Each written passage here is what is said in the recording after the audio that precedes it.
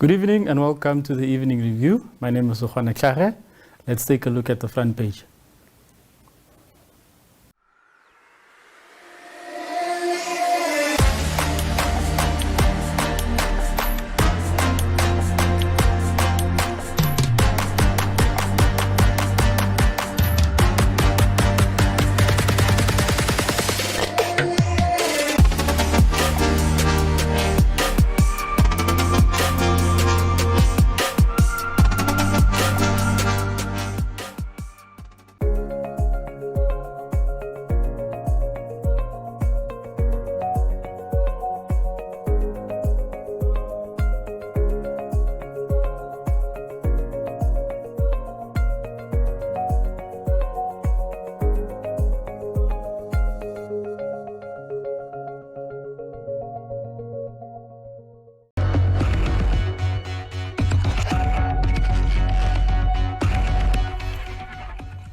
Good evening and welcome to the evening review. My name is Kerina, and joining me in studio is Professor Mburumba Kerina, who gave Namibia its name. Welcome, Prof. Thanks so much. Prof, what have you been up to in recent time? In recent time, I have been busy with my biographers to write my biography. From day one when I was born right through, hopefully, to the end of my life. And when did you start working on the biography, Prof? Oh, it's been now 2 years. We've been traveling around the country, and the first thing that I try to do is to find out, with the help of my biography, where my great-grandfather was buried. He was an Englishman by the name of Green, who came to our country to help the Hereros against the Olams and so forth when they were stealing their cattle. His name was changed to the Herero when he got married to my great-grandmother, Kaipukire, of the first paramount chief of the Hereros, Kaichene. My great-grandmother was a sister to that gentleman. And eventually, after he had died 140 years ago, nobody knew exactly where he was buried. And finally, we found his grave in the Namib Desert. With the help of my biographer, Mani Goldbeck of Gondwana, we were able to have his stone designed, and when it was finished with his picture, we took it to his gravesite and erected it there. Hopefully, I hope that it will attract the Canadian tourists to come to this country, because it's a historic event, and he's known all over the world. Green, who became Kerina. Okay. Yes. And then, Prof, moving now on, in recent times there are a lot of talks around removing the Henties by gallows, removing the statue of Kurt van Francois. What do you make of all of these debates happening to remove these structures? I think that's a tragedy, because they are part of our history. And I don't think, we should go into this African fad, that doesn't last, to destroy our own history. Those people were here, and we have to know what they have done and write about it ourselves from our own point of view, not from the perspectives of the white in this country and whatnot, who have become Namibians. The white community today, especially the German community, for instance, they are the fifth generation in our country. Yet we make them feel as if they are just yesterday's arrival. That's how short-sighted we are. And I think to touch some of these issues, our government must be sensitive to go to the ethnic groups, areas where these statues, have been erected, and ask the history so our children can know the truth. Why these people came to this country and what they have done and so forth, instead of just going around. I've been all over Africa, and I've seen some of this nonsense all over Africa. And eventually, of course, we ended up with Zimbabwe. Today, the Zimbabwean government is trying to solicit assistance to have some of these farmers who made life easy for everybody in Zimbabwe return. Are we going to find ourselves in the same position? to go back to, say, Germany and where else, you know, to get some of these people who lived in this country and whose statues have been destroyed and so forth. Even their children would not know their history, his parents and so forth. And then now talks, then there's also been talks that, what are your, about ancestral land? What would you say are your thoughts about ancestral land and this debate that the land should be returned to the original inhabitants of the Government must sit and deal with this issue realistically and practically. They must not just rubbish, you know, throw it under the carpet and finish about it. What is wrong about talking about ancestral land? Let the issue come up in public so that people can talk about them, rather than use the law and the government power to just shove this aside. Let's talk about its issues. It's the same things like the Lubangos and so forth. Let these issues come out so that our people, our nation can at least be free from those problems. The young generation have nothing to do, you know, the born frees. They want to know the truth. We send them to school. They learn how to use even your new technologies and so forth. There's nothing you can hide. But let our government give that confidence, that we are confident in what we are doing. Let's have the president call a meeting with the victims of Lubango to tell the truth, so that at least, you know, the future generation cannot be haunted by this issue that is unresolved up till today. Why be afraid of these issues? These things have happened. Why not handle them?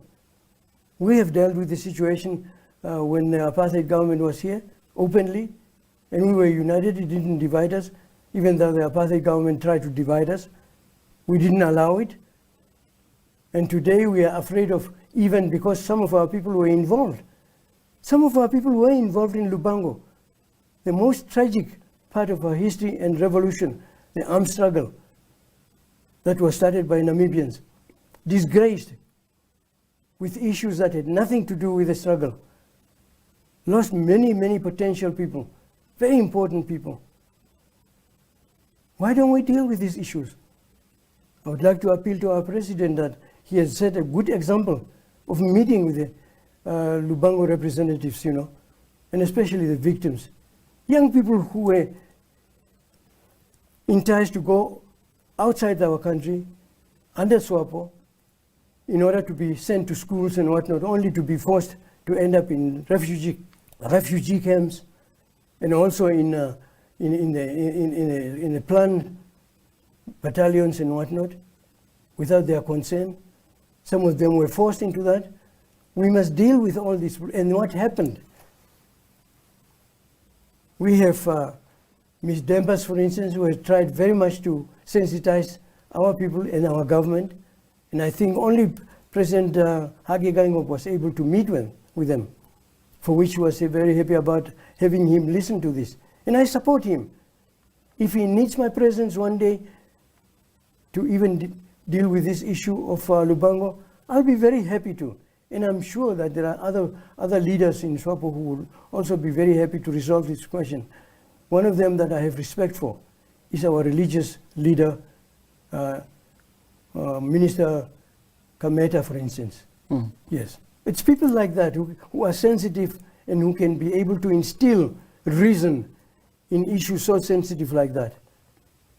Let the president have trust and confidence in some of us, where we are there with him to deal with some of these issues. All of a sudden, in the presidency of Hage Geingob, and I've known Hage, my son, from 1963 when we met in Botswana, for instance, at Philip Matande's, you know, opposition leader of the opposition party. From that time on, I've known him and followed him, and I know quite a lot about him. And I think he's capable of moving this situation of all our problems that we are facing, for instance. Not only this COVID, you know, 19 and whatnot, that some of the people are using for their own ends. A lot of problems have come up in the presidency of President Hage Geingob. Why? Why? Because he's not of one tribe or the other? He's a Namibian. There is no ethnic group in this country that has not fought against foreign occupiers or anyone who was trying to become occupiers of our country. All of us and all our people and ethnic groups have been involved in this struggle, rather than a struggle ending up with one ethnic group. We cannot allow that. We are all Namibians. Would you then say that in that sense that the history of liberation has been distorted to some extent? Completely, for some people's interest. And it has made them very rich for the time being. I think every Namibian deserves to be, to aim for the presidency, if they can afford to or can be able to. And I think even Honorable, we call him KK, Kadenambo, he is the one who made it possible for Hage to become president, when he said that the presidency is not owned by one ethnic group. Anyone from any of our, of our ethnic groups can aspire to become president of this country. We are only 2 million people. We don't even constitute a good, solid market. We don't even produce manufacturing goods that are of substance to be sold overseas and so forth. All that we produce is what God has provided us with, and that is fish. And we are unable to even complement the efforts of God in helping us to have such a wonderful ocean. He has given us cattle. We are unable to even put together slaughtering facilities for export. We have so many things that we are supposed to do in this country. Our country is a reserve, a natural reserve bank, blessed by God, for 2 million people in a country so big to dwarf our own thirst and hunger, to tell you the truth. Every Namibian must become a wealthy person. But look what has happened. We have fish rods, youngsters stealing money that can afford to send our children to schools. Money that can afford to build proper houses for our people and whatnot, instead of living in these tents and whatnot. There is something that, if you have been in the struggle, my son, not born today, you'll regret that we have come to end up the way we have ended up. Namibians have seen a lot, those of us who were in exile. Things that we could have brought back home. We have forgotten about that. We are busy stealing the wealth of our country. You steal 100 million. How many lives do you want to live to come and finish that 100 million? You can't even deal with 1 million. But you can take 100 million under your name, and you probably are just about 35 years old. What about the others? Can they afford to eat? They want to eat, but they don't want to steal. They want to work for whatever they earn. You go, for instance, to the tin houses there and talk to people, you'll be ashamed to look in the tin houses in which they sleep, and to look at some of our own ministers, driving Mercedes-Benz that we make the company in Germany rich. We change Mercedes-Benz every day, almost every year. Every time we have a new president, we must have new Mercedes-Benz. And the Germans are laughing at that. Why don't we sit down and plan? Now we are confronted, with COVID-19.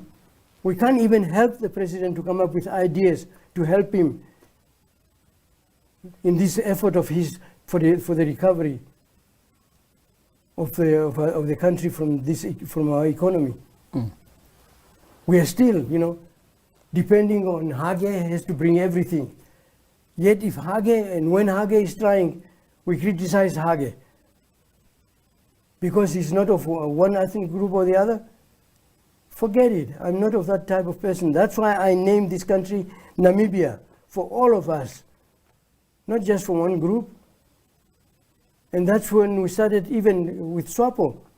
I'm the one who was asked to name, to find an organization that we can name And when I was confronted with that issue, I said the first thing we must do is to get rid of the contract system that took our children, our youth, from here to South African mines. Many of them died under the grounds there. We will never know where they are buried. And I said that Okaholo, Vamboland People's Organization, to free the Okaholo young people from that slavery. And we did it when other people were saying that we will never be able to succeed because South African government is very powerful. And then later came the changes again. We were asked, is it possible to come up with a name that can take over the whole of the ethnic groups in the north? I said it's possible. Nothing is impossible if we can think about it and devote ourselves honestly to the changes that we want. And I came up with the name OPPO, Southwest Africa People's Organization. And as we progressed, people were laughing at us. South Africans used to simply ignore us because we didn't have good education and so forth. They were the forerunners of good education in South Africa. Private schools, universities, whatnot. We didn't have anything. We were running from Southwest Africa to South Africa to go to school, high schools and whatnot. And eventually I said, let's name the organization Southwest Africa People's Organization for all our people in order to prevent the apartheid government from dividing us. And that's how the movement was moved from the north to the central. And it grew. We're very proud of it. We were all together. And then when exile came, we ended up with internal SWAPO and external SWAPO. And the mess came from the external SWAPO at the end of the day. Prof, coming back now to the issues of governance, and you having mentioned that it's perhaps the most difficult presidency that Namibia has gone through, particularly with the challenges that President Hage Geingob has had since coming into office. How would you rate, or what would you make of the affairs or the state of government in Namibia? So far, I think we have tried to. The UN created a mess. They left us with a mess that we are dealing with now, to tell you the truth. They didn't have time, they were in a rush. We ourselves were under pressure because of the armed struggle and what our people were facing. So I think somewhere there, some of us felt, let's go through with independence, as if it was going to be a quick fix. And the independence that we rush into, with the help of the temporary time of the UN when it was here, without going into the whole issues of what the country can do after independence and so forth. We weren't given time to really think about all those things. We were just busy trying to think about how to end this war, because it was taking a toll on our people, it was taking a toll on our youth, and it was just becoming too difficult for us to cope with. And eventually, when the 5 Western powers were set up at the United Nations, we thought that that is probably the way out of this predicament of our struggle. We wanted to have independence and then to become free so that we can blame ourselves for our own mistakes and not take our mistakes to other countries' doorsteps. And this is what we tried to do in the first years of our independence. We had a good leadership that tried very, very hard to keep the country together. And somehow, the world economy started changing and affecting us. Country of 2 million people. South Africa was using us as a dumping ground for its product. Didn't even put up factories, major factories to produce anything. Everything came from South Africa and whatnot. But now we are left alone in a hostile world, vulnerable, trying to figure out how to survive and help our people in the country to survive. And I can tell you, my son, if only Hage can surround himself with older brains that started this struggle, and then bring in the youth, we can go someplace. But if Hage is making jokes with young people, and he thinks he can solve problems with young people, they are still growing. They are not going to help him. At the end of the day, they'll come to him and ask for a lollipops, stock leggers. Huh? Prof, then now, going back, if we have to go back 30 years, what do you think Namibia could have done differently to elevate itself or herself? First of all, we should have looked into our economy to take an overview, to overhaul the whole economy, and then to identify our resources that can back up our, what we are trying to build. I came up with the idea, for instance, with the late Chief Riwako, of genocide. To have the Germans, discussions with the Germans, so that they can look together with us into the genocide of Van Trotha here in Namibia. Today, the genocide, after we took the German government and their companies that participated in that war of extermination of one or two of our ethnic groups, today the issue has become a football for everybody who wants to make himself famous. I've stood out of these bickerings for a reason. I didn't want my credibility to be dented by anybody and by stupidity. I don't like stupid people, my son. I like intelligent people.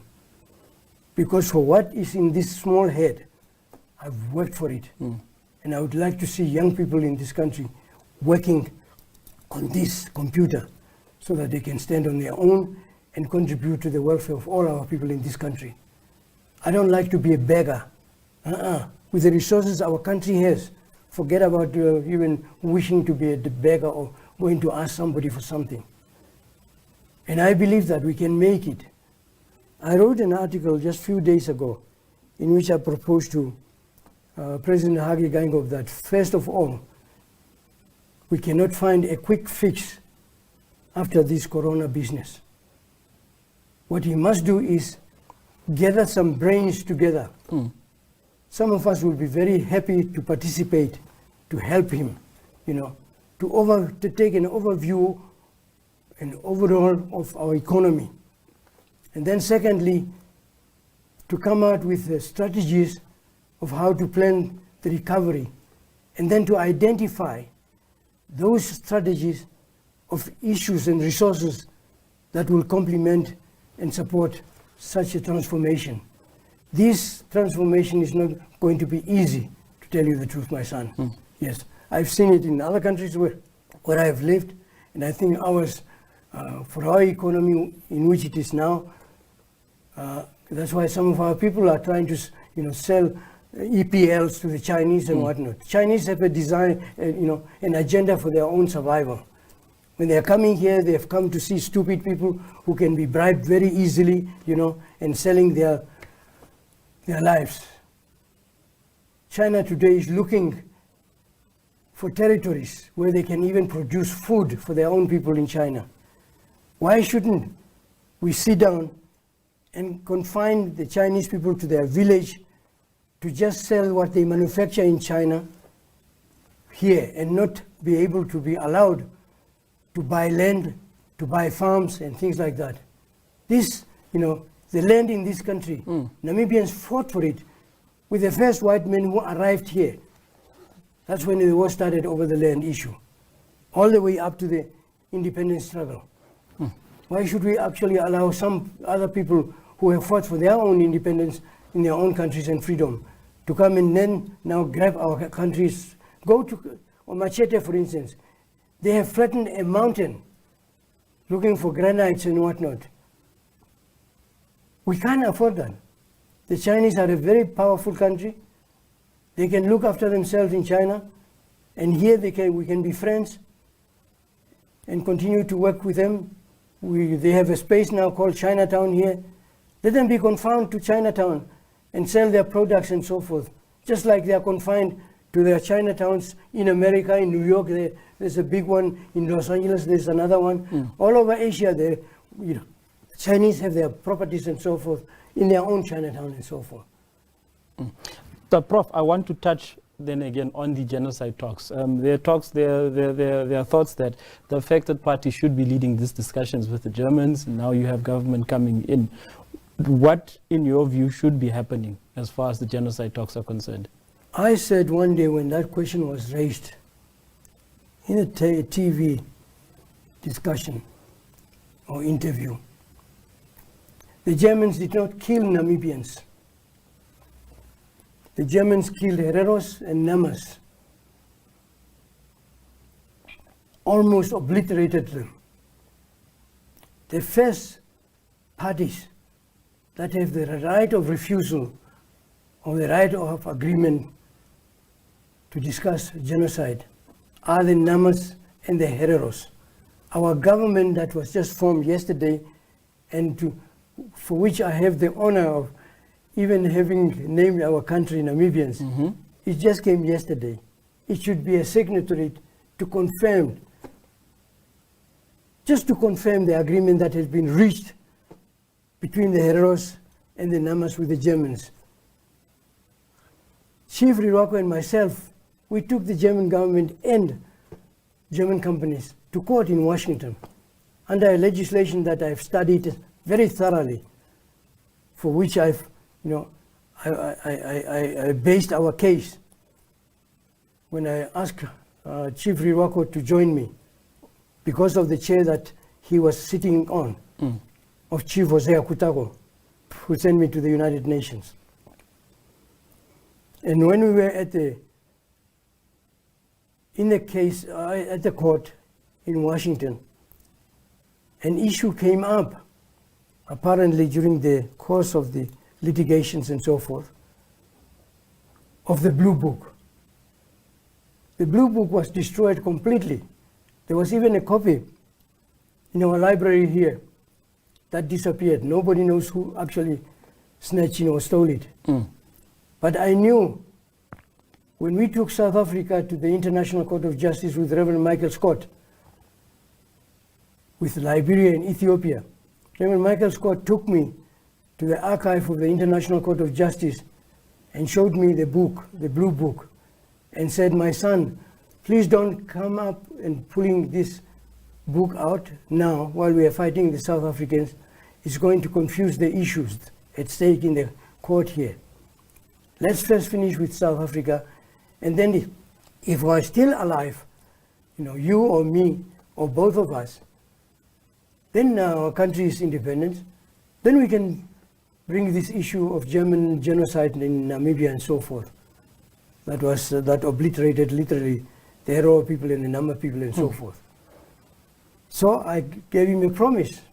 When our country became independent, I realized that during the early part of our independence, I couldn't bring up this issue of genocide because the chemistry was not ready for it yet. And eventually, as we got ourselves involved into the whole independence, celebrations and whatnot, and our government being put together properly and so on, we eventually decided that, let me just mention to Chief Kwaima Riwako that we must take the Germans to court, and we did so under the Alien Torts legislations that was used by a South American country. And eventually, we ended up, I knew the lawyers where we could actually seek assistance and so forth. We approached them and they agreed. We went ahead and so forth. The second part of this issue that was taken to New York court, it was a joke because I lived in New York and I know the setup of New York. And I said to some of our colleagues that it's not going to work. We've already touched the issue in Washington, and we know where we ended in Washington, even with the Germans. If President Hage Geingob can just sit down and review that whole issue and do whatever, since and do whatever he did, like at the Bank of Namibia, by taking somebody outside rather than taking from inside of those who have been associated with the creation of our Bank of Namibia, with us. If he asked me today, here is the issue of genocide, now I'll give it to you. You started it with the late Chief Kwame Riwako. Take it, provided you work with the government. And of course I'm going to work with the government because I'm part of the creation of our government. I cannot work outside our government. It won't take me a year because I know where we ended in court in Washington. Yes, sir. And then, Prof, in closing, what is your aspirations and hopes for Namibia? Namibia is a great country. But Namibia does not need quick fixes. Namibia needs men and women who have already proven themselves. Some of them carried guns in exile, in battalions and so forth. They're very strong. We are very strong people. And that is what has made the difference between us and the South Africans, brothers and sisters. And I'll tell you why. The ANC was fighting apartheid, not fighting to become a new nation. Namibia was fighting to become a new nation, to get away from South Africa altogether and become our own selves in this part of the continent. That's why when I met President Sukarno in Indonesia when we were fighting, President Sukarno said, "Where do you come from?" I said, "Mr. President, where do you think I come from, or where you got me from?" He said, "No, I want to know from you." I said, "I come from Southwest Africa." He said, no, my son. There is no such thing as Southwest Africa. Angola is also geographically in that part of the world. One day when both your countries are independent and you are not working together, Angola is also going to claim that part of Southwest Africa." And I said, "It is true." He said, "Well, you're fighting to become a nation?" And I said, "Yes." "Well, let me tell you, my son, slaves and dogs are named by their masters. Free men name themselves. Name yourself. We'll be prepared to write it in our magazines, diplomatic magazines and whatnot, and spread it around the world." And that's when I started going around. And I remember I had a friend in Swapo, a young man like yourself, Jacob Kuhangwa, very cantankerous little fellow. And he was blustering me every day. When he came to petition with the rest of the group, he'll say, "Mburumba, the name." "What name?" "The names. We're just not dogs and slaves. We want a name." And I start writing about this fictitious country called the Namib Nation. When we are independent, we're going to call ourselves Namib, the Namib Independent Nation. And then our nationalism, we're going to refer to it as Namibianism. And finally, when this name went around, of course, the UN snatched the one that says Namibianism, Namibia, because of Ethiopia, Tanzania, Zambia, and so forth. That's how I baptize you Namibians. All of you in this country running around. If somebody looks for a brand on you, they'll find a brand on your behind called Namibia. It was Mburumba Kerina's brand. Mburumba Kerina's brand, who was a co-founder together with his colleagues, Herman Jatoiwo, Sam Nujoma, and others, many of whom never even saw the free Namibia, only after they've gone to the spirit world and left us with this beautiful reserve bank of God that is refusing to be born. We must be born, my son. You must be Namibians. Don't be Damras, Hereros, whatnot, Vambos and whatnot. Be Namibians. Do not stop launching your cultural revolution as you have started with our young men in parliament, Swartboy, and others who support just the struggle, not Wetboy as a person. Swartboy as a youth. He's followed in the footsteps of Itula. He followed in the footsteps of others as well. Do not stop. Do not have the old dead wood, use government titles in order to silence you. Stand up like the youth in other countries have stood up against evil things, against bad things. It is your future that you have to define now. We defined our future yesterday when we said freedom now in our lifetime, no more, no less. You must also define yourself. You have your freedom now. Define yourself what you want to be like in future, because we are not going to live there with you in your future. You're going to be faced by that future which is technically and technologically very different from our future, the time that we define it. Thank you very much for joining us, Prof. Thanks very much for talking to me, and I'm glad to talk to you. Thank you. Stay tuned for our weather. Good night.